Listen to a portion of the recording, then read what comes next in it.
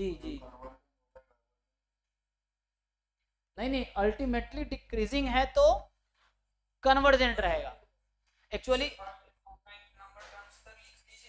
हाँ, जैसे क्या करना है, जहां तक तुम्हें इंक्रीजिंग दिख रहा है उसको अलग कर दो। फॉर एग्जाम्पल A1 A2, अभी के लिए मान लो 100 टर्म ऐसा है कि ये वैल्यू इंक्रीज होती रही और उसके बाद क्या हो गई, डिक्रीज हो गई। तो पहले 100 टर्म मैं अलग कर दूंगा, तब यहां मैं लिखूंगा n फ्रॉम 101 से इंफिनिटी an।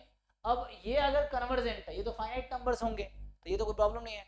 अगर जैसे आप कह रहे हो कि पहले कुछ टर्म इंक्रीजिंग है तो उसको अलग कर दो, निकाल दो सीरीज से, निकाल दिया। अब मेरा ये सीरीज है और ये अगर कन्वर्जेंट हुआ, इसका मतलब इसका सम फाइनाइट है, तो उसमें इन नंबर्स को ऐड कर देंगे तो फाइनाइट ही रहेगी। समझ आया? क्या दे रहा, मोनोटोनिकली डिक्रीजिंग नहीं है, तो वही तो मैं कह रहा हूं, अगर डिक्रीजिंग, ये डिक्रीजिंग है कि नहीं है, ये डिक्रीजिंग होना चाहिए ना। हाँ तो कोई दिक्कत नहीं है इसमें। तुम्हारा कंसर्न यही था ना कि पहले कुछ टर्म डिक्रीजिंग नहीं है, अरे भाई तो क्या ही दिक्कत है। मैं ये बोल रहा हूँ यही वाली चीज है, ए की power n A n, n from कोई नंबर m है, m से इंफिनिटी है, जहां m कोई भी नेचुरल नंबर है, मान लो m से इंफिनिटी है, m कोई भी 101 भी हो सकता है। सो अगर m टर्म के बाद भी डिक्रीजिंग, अल्टीमेटली डिक्रीजिंग है, तब भी कन्वर्जेंट होगा। आपका यही डाउट है ना? हाँ तो हो गया ना, इसका आंसर यही तो है कि अगर अल्टीमेटली डिक्रीजिंग है तब भी।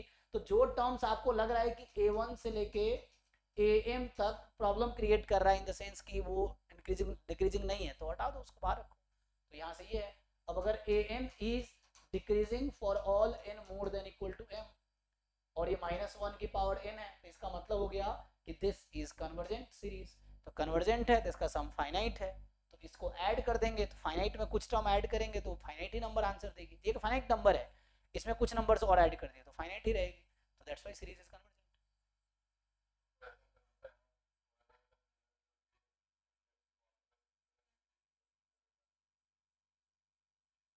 समझ नहीं आया मुझे।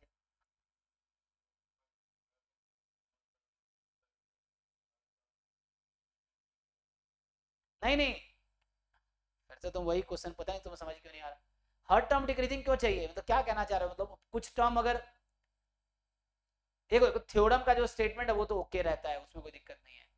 तुम्हारा डाउट क्या है, मुझे समझ नहीं आ रहा क्या जो तुमने पहले कहा कि मान लो पहले टर्म इंक्रीजिंग है बाद में डिक्रीजिंग हो गया, तो अल्टीमेटली डिक्रीजिंग है तो वो कन्वर्जेंट रहेगा, यहाँ तक ओके है ना तुम्हें?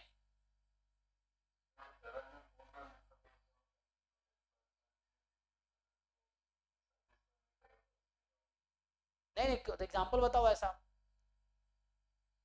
अगर इनमें से कोई एक टर्म इन्फिनाइट आ गया तो फिर प्रॉब्लम है ना। अगर ऐसा हुआ इनमें से कोई एक टर्म इन्फिनिटी आ गई तो सम इन्फिनिटी हो जाएगी, बाकी तो कोई प्रॉब्लम थोड़ी है मुझे। सीक्वेंस या सीरीज का कन्वर्जेंट उसका टेल डिसाइड करेगा ना, तो टेल ये है, ये टेल इसका यहाँ पे है, तो ये डिसाइड करेगा कन्वर्जेंस। अगर पहले कुछ टर्म फाइनाइट है तो उसको हटा दोगे तो कोई फर्क नहीं पड़ेगा उसका कन्वर्जेंस में, चाहे सीक्वेंस हो चाहे सीरीज हो, ये चीज है। तो अल्टीमेटली डिक्रीजिंग के लिए ओके है। मैं बोला हूँ ये क्या तरीका है जस्टिफाई करने का, मैं तो बता रहा था हाउ टू जस्टिफाई, ये तरीका है जस्टिफाई करने का।